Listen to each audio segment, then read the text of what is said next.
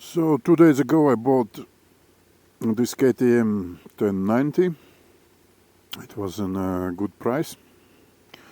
I would say Corona price, new from the dealer.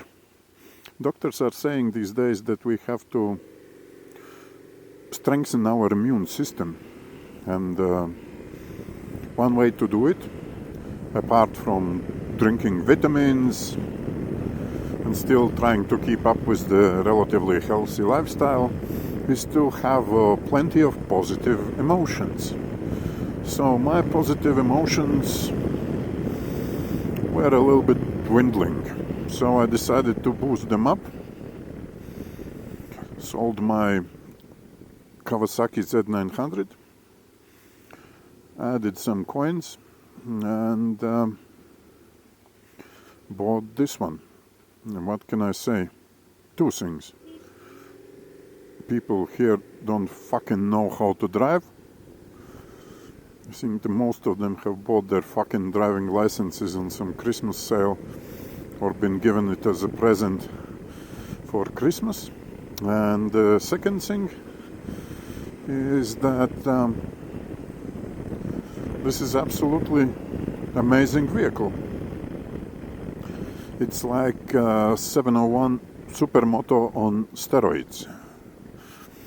It's very, very agile, really, and presents no issue to filter through the city traffic. And also, immediately what I liked, it's like while you ride, you cannot really tell the weight. You might think it's something in 160 kilograms range, just like 701. Almost the same level of agility. Another thing is that I heard a lot of people saying, like, it has this dated instrument panel and it should be like TFT, and fuck that. Like, I'm not here to watch the movies on fucking TFT screen, and then they say like, oh, it doesn't have a fucking lean angle ABS, lean angle this and that, and then when they fucking buy the 1290, then they just bloody turn it all off. So, I mean, if you have a basics, that should be enough, quite enough. So it has all the necessary things, and somebody says like, oh, the front fork is not adjustable, this and that. I mean, like, if you're into adjustments, you must be like real perfect rider, squeezing those last possibilities out of the bike, right? And making the bike do things that it's not meant for. Maybe instead of like too much of adjusting, just get another bike.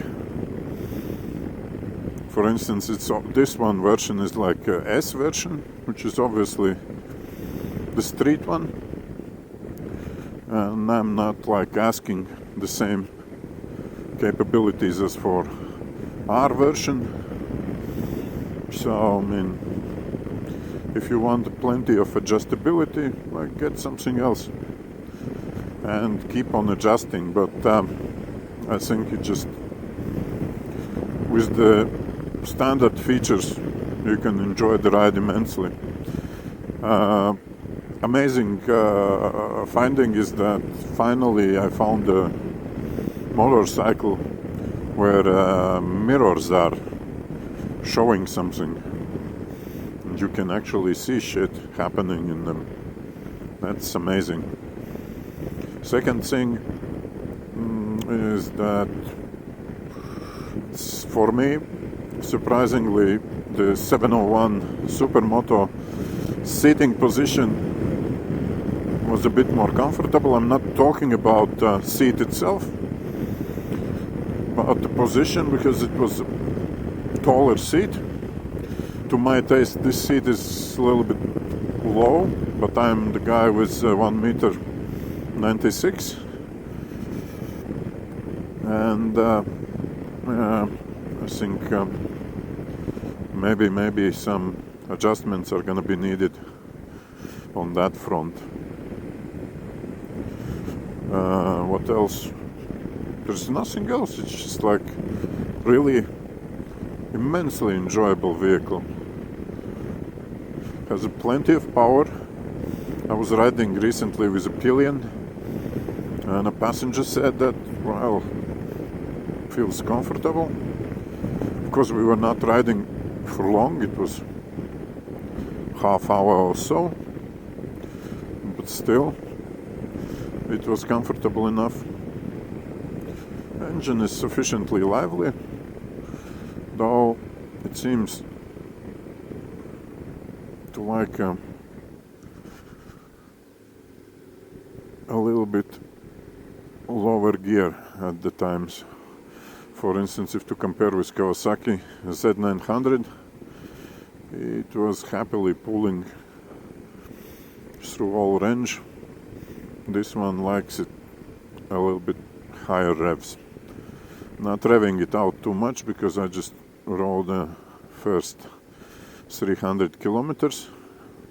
If you're wondering about the fuel consumption, full tank of gas in a city riding, because we have a sort of quarantine and there's not much point of going out of town yet. So the fuel consumption, the full tank gets you 325 kilometers. I think it's possible entirely to do more. I think you can get, if you really stretch it, I think 350, 360 is doable number. So within really reasonable limits. What else? Yeah, that's like first findings from the first 300 kilometers on this machine. What can I say? I guess the money is well spent. I like the looks of the bike. From the things that I will add to it, I think I will put something to protect the radiator, and also the power outlet socket. Definitely I will need it. And then what else? I think it's all fine. Windscreen is absolutely great. I'm now keeping it at the highest position, and today was like very, very windy, an ugly morning that turned into this nice day. So the driving was relatively comfortable. Why I'm saying relatively, because it was still cold. And yes, from the things that are coming with the bike but not yet installed, the dealer tossed in also the metal protection frame and heated grips. That's I'm gonna have installed for free. No, not for free. It was included in, as I say, in a Corona price as they marketed it.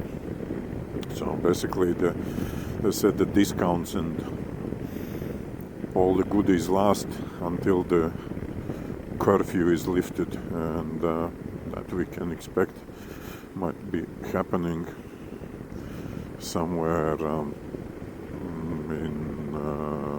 end of April. However, people are saying that doctors are saying that the peak of infections are going to be within 5 to 7 weeks here. So we are just in the beginning of the curve. And I also tend to believe those saying that in reality, at least 2/3 of the population is going to get infected anyways. So, yeah, that's unfortunate truth that we maybe all are thinking to avoid, or to think that maybe we will not be among those who's going to get sick. But time will tell. So therefore, I thought while I'm still alive and able to, why not to buy the new bike? Why not to have some set of positivity? And while it's still possible to ride around and enjoy a little bit of this weird spring. So, yeah, let me know if you think there is some other questions I can answer on this bike.